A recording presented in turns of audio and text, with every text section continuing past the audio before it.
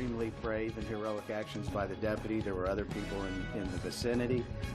They went hands-on, tackled him to the ground, and secured him. A man shot 2 Kissimmee police officers, killing 1 Friday night. Tonight, another family is devastated as the second officer died at the hospital. We're talking to those who knew them. We're also digging into new details about the suspected shooter who now sits behind bars. Thank you for joining us live at 5 o'clock here on News 13.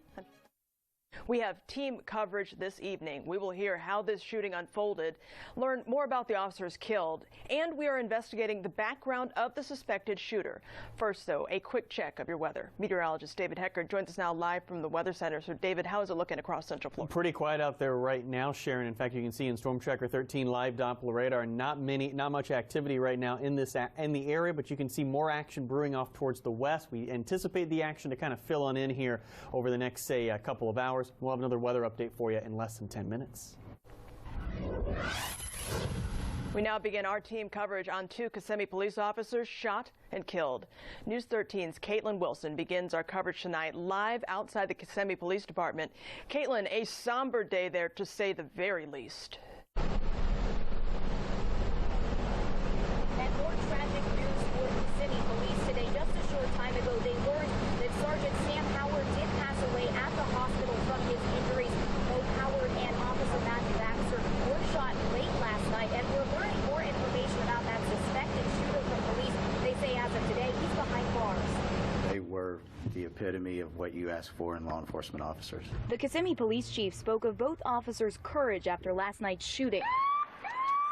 Right before 9:30 p.m. Friday, Officer Baxter was called to the area of Cypress and Palmway Streets in North Kissimmee due to a suspicious persons report. There he found 3 people, including the suspect, Everett Glenn Miller. They say a fight broke out between Miller and Baxter, resulting in Miller shooting the officer. It's believed Officer Baxter called for backup, and that's when Sergeant Howard was also shot. Miller fled the scene, but just under 2 hours later, investigators located him at a bar a short distance away from the scene. They went hands-on, tackled him to the ground, and secured him, located a 9mm handgun and a .22 revolver on his person. Those guns have been seized for further investigation. Police say he didn't have a permit to carry either weapon. Officers will continue the investigation, but say they don't believe they'll charge anyone else. Devastating to law enforcement and heartbreaking. And, you know, at some point we have to come together, work together to rid our communities of these type of individuals. Police say they do have footage placing Miller at the scene of the crime. Police say they have charged him with first-degree murder. Live in Kissimmee, Caitlin Wilson, back to you. It's crazy how somebody can just take somebody's life like that, and they don't know. They don't know that that person has family and friends and kids. Tonight, we are learning more about the lives of the 2 officers shot in Kissimmee, both men extremely involved in their community. News 13's Julie Gargata joins us now live from Osceola Regional Medical Center, where, Julie, we learned Sergeant Sam Howard died this afternoon. Yeah, well, he had been at the hospital since last night's shooting, Sharon, but we learned with heavy hearts, Kissimmee police announced this afternoon the sergeant had passed as well. We spoke with 2 people who knew the men and what they meant to this community. As 27-year-old Officer Matthew Baxter patrolled Kissimmee's neighborhoods, he met Zenaida Paulino. Every time he was on duty that he would drive over here, he would always stop by my house and say, "Hey, how you doing today?" Paulino says he wasn't just keeping the peace. He was more like my mentor. He was such a great person, and so was Sergeant Sam. Corinne Cordone met 36-year-old Sergeant Sam Howard as he patrolled Valencia College. He's always warm, welcoming, and a big teddy bear on campus, I would definitely say. But her sisters knew him from Osceola High, sharing these photos. Howard was a staple in the community, including the local YMCA. He is absolutely faithful to the city, A city suddenly lit with blue and red lights Friday night. My mind is just racing and thinking, you know, who could this be? And then they finally said Sam. Cordone began streaming online. I just ask you to keep Sam in your prayers. Later posting with the hashtag #PrayForSam. But when my mama told me, she was like, "You're not gonna believe it, but Baxter died." Paulina went to the hospital and spoke with a chaplain. She then cried all night, thinking about Officer Baxter's family. How can you just lose somebody you love so much? A day later, the news still isn't easy to digest for the force They were the epitome of what you ask for in law enforcement officers. and for those who knew them best. I am definitely praying for him and his family.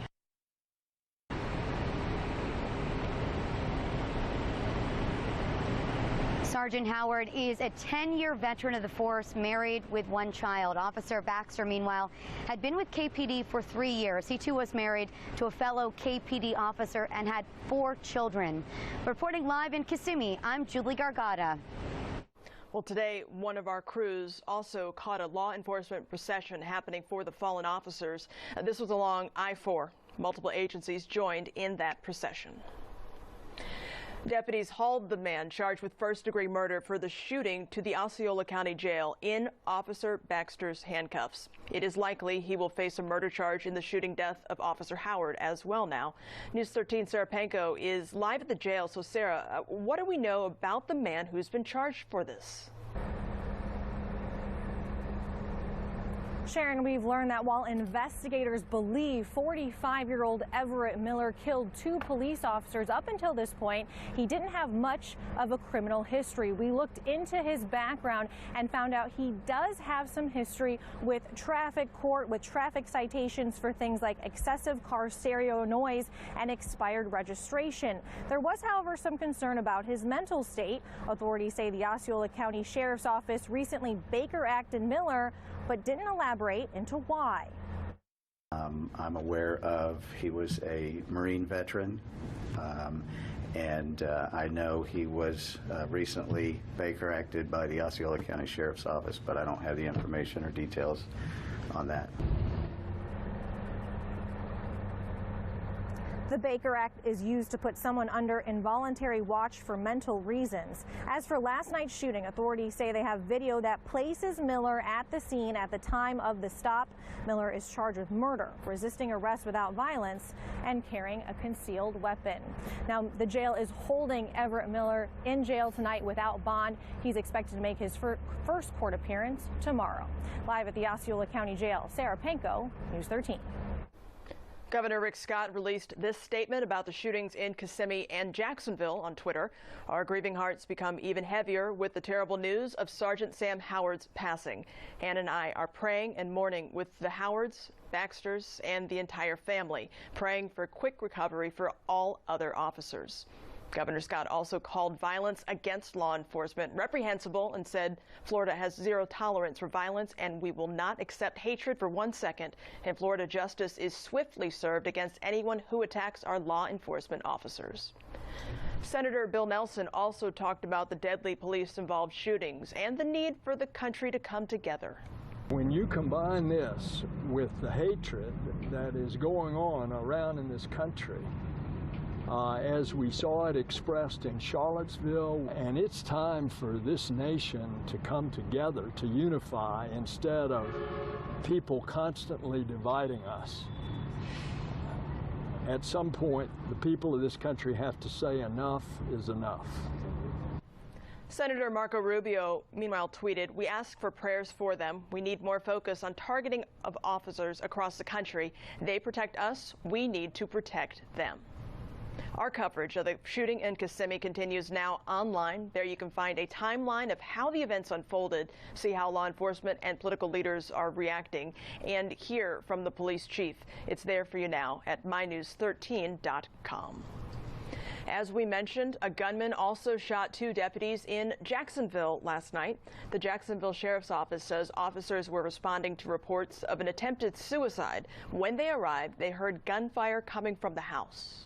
We often talk about the inherent dangers of police work. They knew that this was a a rifle that the individual was shooting, and they knew that they were staring danger in the face, and yet they moved forward to meet their commitment that they held and that they swore to take to this community. One officer is in critical condition, the other is stable.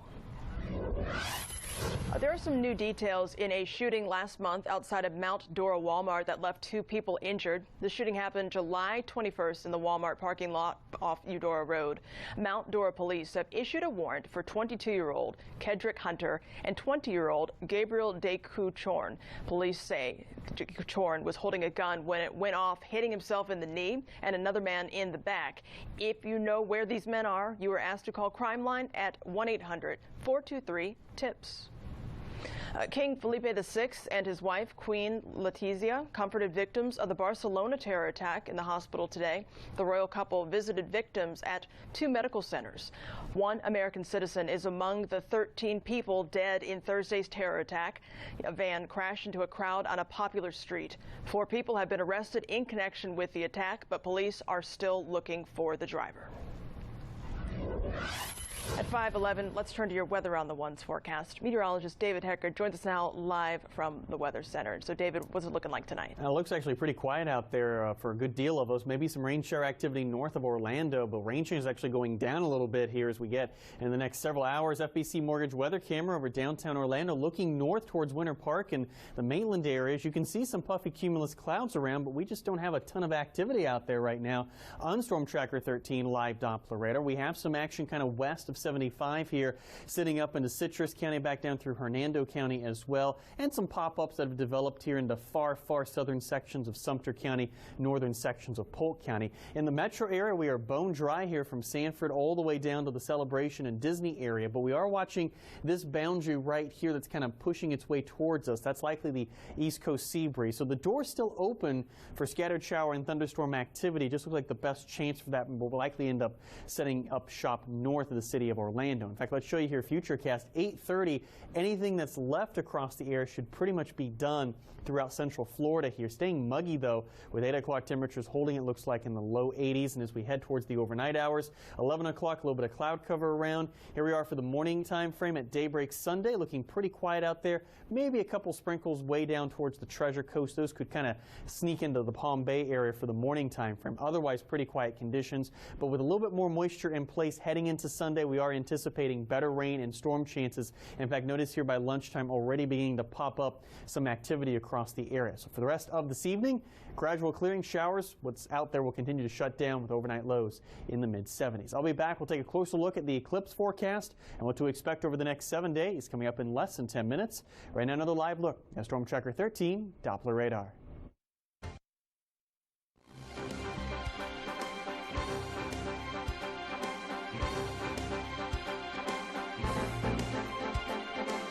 If you do come, you're going to be overwhelmed by a mighty force for love and for justice and for peace. Dueling rallies created quite the scene in Boston this weekend. Why one of them seemed to fall apart shortly after it began. That is next on News 13. Keep it here.